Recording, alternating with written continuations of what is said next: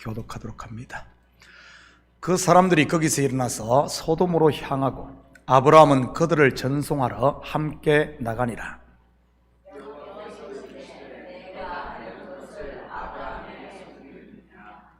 아브라함은 강대한 나라가 되고 천하 만민은 그로 말미암아 복을 받게 될 것이 아니냐.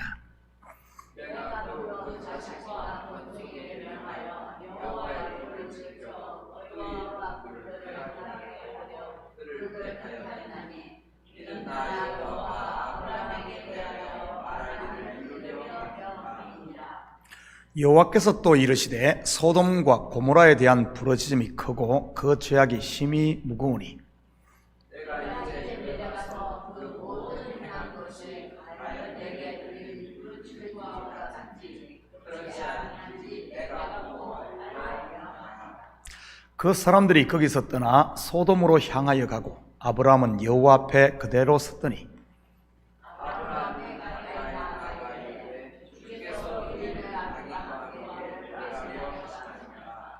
그 성중에 의인 50명이 있을지라도 주께서 그곳을 멸하시고 그 50의인을 위하여 용서하지 아니하시리까.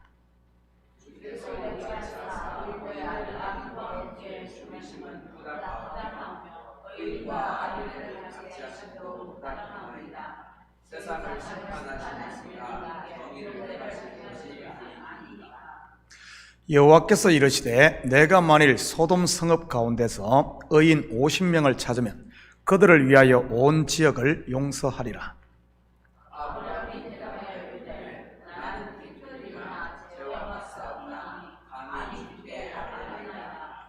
50의인 중에 5명이 부족하다면 그 5명이 부족함으로 말미암아 온 성읍을 멸하시리까. 이르시되 내가 거기서 45명을 찾으면 멸하지 아니하리라.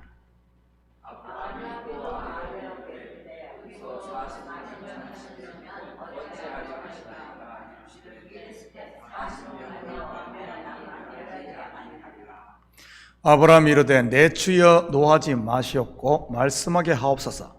거기서 30명을 찾으시면 어찌하려 하시나이까. 이르시되 내가 거기서 30명을 찾으면 그리하지 아니하리라.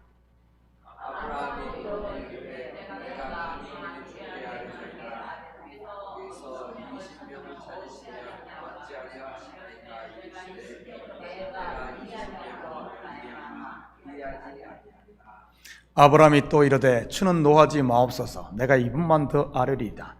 거기서 10명을 찾으시면 어찌하려 하시나이까. 이르시되 내가 10명으로 말미암아 멸하지 아니하리라.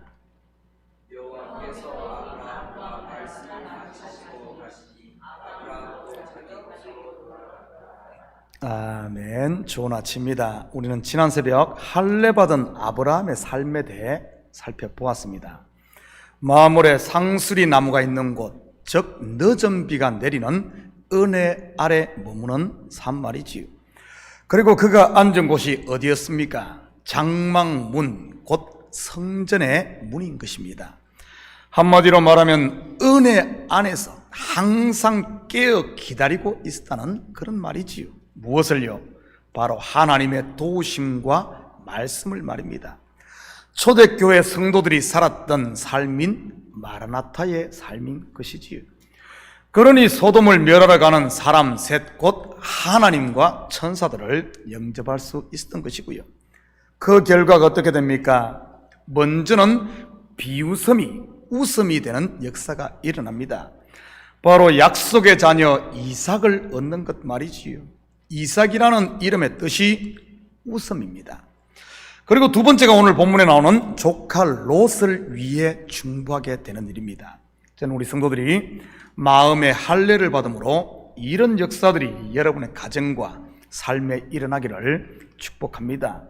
비웃음이 웃음으로 바뀌고 불신이 믿음으로 바뀌며 한숨이 찬송이 되고 불평이 감사가 되는 이런 역사 말이지요.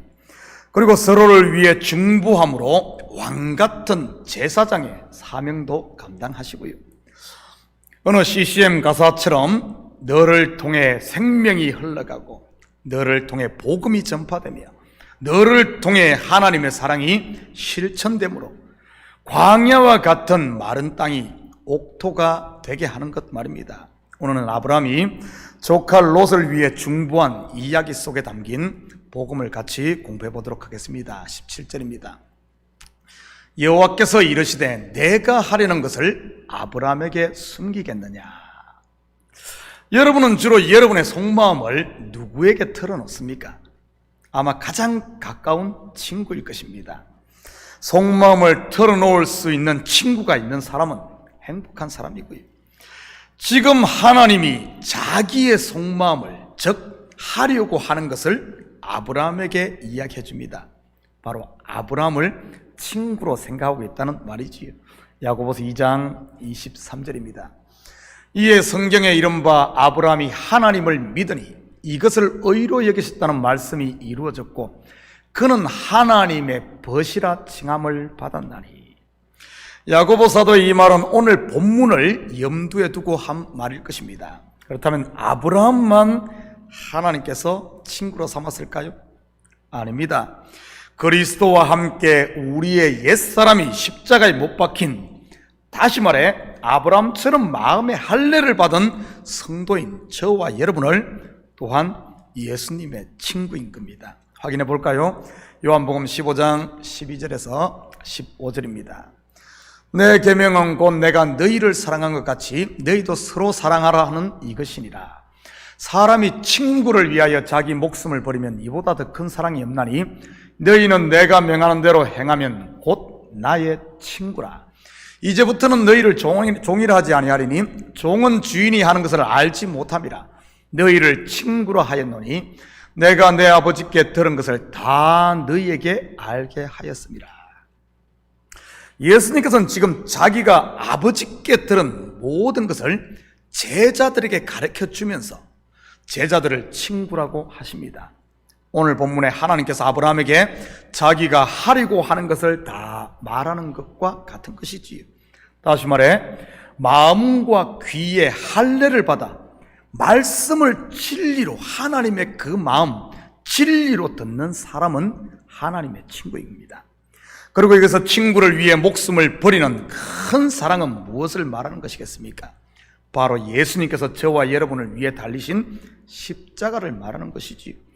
결국 서로 사랑하라는 명령은 예수님께서 하신 것처럼 나의 정과 욕심 곧 옛사람을 십자가에 못 박는 이 자기 부인을 말하는 것입니다.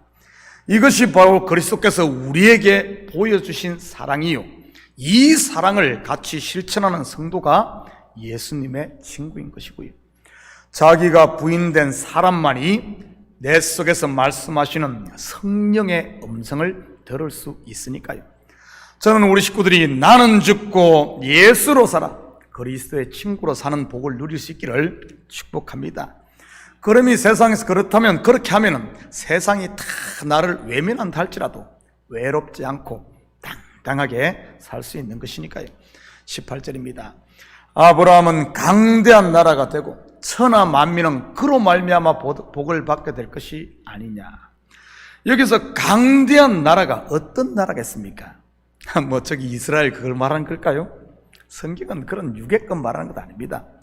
하나님과 동맹을 맺은 하나님의 나라가 강대한 나라입니다. 이 말은 곧 아브라함의 후손으로 오실 예수 그리스도와 연합된 하나님의 나라, 교회를 일컫는 말이요, 천하 만민이 예수 그리스도를 통해 복, 곧 영생을 누린다는 그런 의미인 것입니다. 물론 지금 저와 여러분이 그 강대한 나라요, 그 복을 누리고 있는 주인공 바로 성도인 것이고요. 20절입니다. 여호와께서 또 이르시되 소돔과 고모라에 대한 부르짖음이 크고 그 죄악이 심히 무거우니. 그에 비해 롯이 살고 있는 소돔과 고모라는 어떻습니까? 겉으로 보기에는 하나님의 동산 같고 애굽 같아 보이는 그 땅 말이지요. 그런데 실상은 그들의 죄악으로 인해 심판의 불이 임박해 있는 것입니다. 영적으로 보면 소돔은 그리스도와 함께 십자가에 못 박힐 나의 옛사람을 말하는 것이고요, 육신의 정욕과 안목의 정욕과 이생의 자락, 곧 육신의 생각들 말입니다. 이게 바로 소돔인 것이지요. 내가 아직도 육신의 법을 쫓고 있다면 다름 아닌 내가 지금 심판을 눈앞에 둔 소돔이요 고모라인 것이고요. 이런 옛사람이 심판받아 십자가에 다시 못 박혀야만 내 속에 있는 영이 사는 것입니다. 질그릇 항아리가 깨져야 속에 있는 횃불의 빛이 뿜어져 나오듯이 말이지요. 이 사실을 하나님으로부터 들은 아브라함은 바로 조카 롯을 위해 중보합니다. 23절입니다. 아브라함이 가까이 나아가 이르되 주께서 의인을 악인과 함께 멸하려 하시나이까. 무슨 말입니까? 의인과 악인을 함께 멸하는 것은 부당하다는 그런 말이지. 그렇다면 소돔성에 의인이 있었을까요? 의인이 있는데 함께 멸하게 되면 분명 부당한 일이고요. 그런데 의인이 없음에도 불구하고 한 명도 없음에도 불구하고 누군가를 거기서 구원한다면 그것은 무엇을 의미하겠습니까? 그 구원이 스스로에게서 난 것이 아닌 은혜라는 사실을 증명합니다. 그렇다면 소돔성에 의인이 있었을까요? 없었습니다. 소돔성에만 의인이 없었을까요? 아닙니다. 의인은 없나니 하나도 없느니라. 그럼에도 불구하고 우리가 지금 구원받았다는 사실은 이것이 바로 하나님의 은혜라는 사실이죠. 심판받은 소돔성에서 누가 구원을 받습니까? 롯과 그의 두 딸. 그렇다면 이들의 구원의 근거가 어디로부터 온 것이겠습니까? 자기가 아닌 하나님의 친구, 중보자, 곧 아브라함인 것입니다. 물론 여기서 아브라함은 우리의 중보자가 되시는 예수 그리스도를 예표하고 있는 것이고요. 24절입니다. 그 성중에 의인 50명이 있을지라도 주께서 그곳을 멸하시고 그 50의인을 위하여 용서하지 아니하시리까. 본문을 보면 마치 하나님과 아브라함이 물건값 가지고 딜을 하는 것처럼 보입니다. 의인 50명에서 10명으로 말이지. 물건값으로 한다면 50불짜리를 계속 딜해서 10불로 마지막 딜을 한 것처럼 느껴지지. 그런데 이 대화를 자세히 살펴보면 재미있는 패턴 하나를 발견하게 됩니다. 처음에는 50명을, 그 다음에는 5명을 뺀 45명을, 그 다음에는 다시 5명을 감한 40명을, 그 다음에는 30명을, 20명을, 마지막에는 10명으로 딜을 마칩니다. 총 몇 번을 강구하는 줄 아십니까? 50에서 10까지 몇 번 강구하는 줄 알아요? 6번입니다. 6번. 그리고 아브라함이 요구하는 것을 보면 그 숫자가 50으로부터 시작을 해 5 또는 10으로 구성된 것을 볼 수 있습니다. 50, 45, 30, 쭉 이렇게 보면 그렇게 갑니다. 숫자 6 또는 5 그리고 10이 상징하는 의미가 뭘까요? 6일 동안 창조하시고 돌 항아리 6, 사마리아 여인의 6 남편, 성경의 6은 한결같이 율법을, 그리고 5 또한 모세 오경 등 율법을 상징하는 수인 것입니다. 그리고 아브라함이 최종적으로 제시한 수가 몇 명입니까? 바로 의인 10명입니다. 열은 10계명, 바로 율법을 상징하죠. 소돔성에 의인 10명이 있었을까요? 아닙니다. 10명은커녕 단 한 명도 없었습니다. 로마서에서 그 사실을 명확하게 하고 있지 않습니까? 의인은 없나니 하나도 없다고 말이지. 결국 율법의 의로는 구원받을 인생이 단 한 명도 없다는 그런 말을 내포하고 있는 겁니다. 그럼에도 불구하고 하나님께서는 소돔성을 심판하는 가운데서 롯과 그 두 딸을 구원합니다. 그렇다면 이들의 구원은 어디로부터 났다는 말입니까? 바로 할례받은, 그래서 하나님의 친구가 된 아브라함 때문인 것입니다. 앞에서 말씀드렸듯이 은혜로 구원을 받았다는 그런 말이지. 마치 저와 여러분의 구원이 나에게서 난 것이 아니라 내가 이것저것 착한 일 많이 해서 아니면 율법을 지켜서 나에게서 난 것이 아닌 예수 그리스도의 중보, 십자가 죽음으로 말미암았다는 말인 것입니다. 이 속에 그 복음을 담고 있는 것이지요. 바로 죄인과 하나님 사이의 중보자로 오신 그리스도 말입니다. 결국 성도의 신앙생활은 우리에게 중보자이신 독생자 예수 그리스도를 보내신 하나님의 그 사랑을 더 깊이 알아가는 것이 신앙생활인 겁니다. 뭐 이것저것 많이 하는 게 신앙생활이 아니고요. 그 하나님의 사랑을 아는 만큼 그 사랑을 누리고, 사랑은 받은 만큼 내가 사랑을 흘려보내고 할 수 있는 겁니다. 사랑을 받아본 기억이 없는 사람은 사랑을 할 수가 없죠. 그래서 그 사랑을 깊이 알아가는 겁니다. 어떻게 알 수가 있습니까?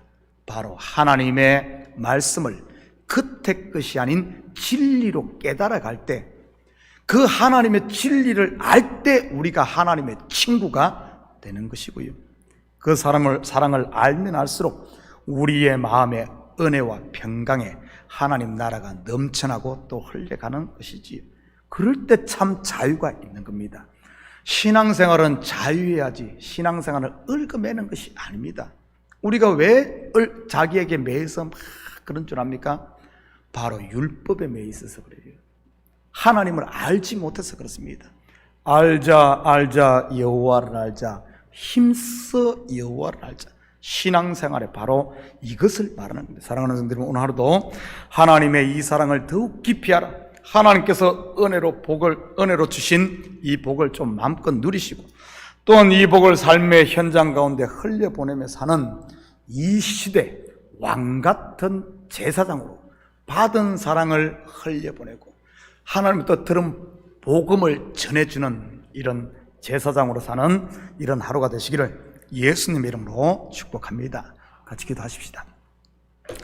사랑의 아버지 하나님, 참으로 감사를 드립니다. 맞습니다. 내가 받은 이 영생이 나에게서 난 것이 아니라 바로 중보자이신 예수 그리스도로 말미암았음을 다시 한 번 더 알게 하시고, 이제는 아버지 하나님, 예수님이 하신 것처럼 우리 한 명 한 명이 하나님의 사랑을 마음껏 받아 그 사랑을 깊이 알아 세상 가운데 흘려보내며 사는 중보자로 살게 주여 도와주시옵소서. 작은 예수로 사는, 그래야 내 모습은 간 곳 없고 아버지 하나님, 나를 통해서는 예수 그리스도의 아버지 하나님, 이 아버지 하나님 은혜만 드러나게 하시고 그리스도의 편지가 되고 향기가 되는 우리 성도들 다 되게 도와주시옵소서. 감사드리며 예수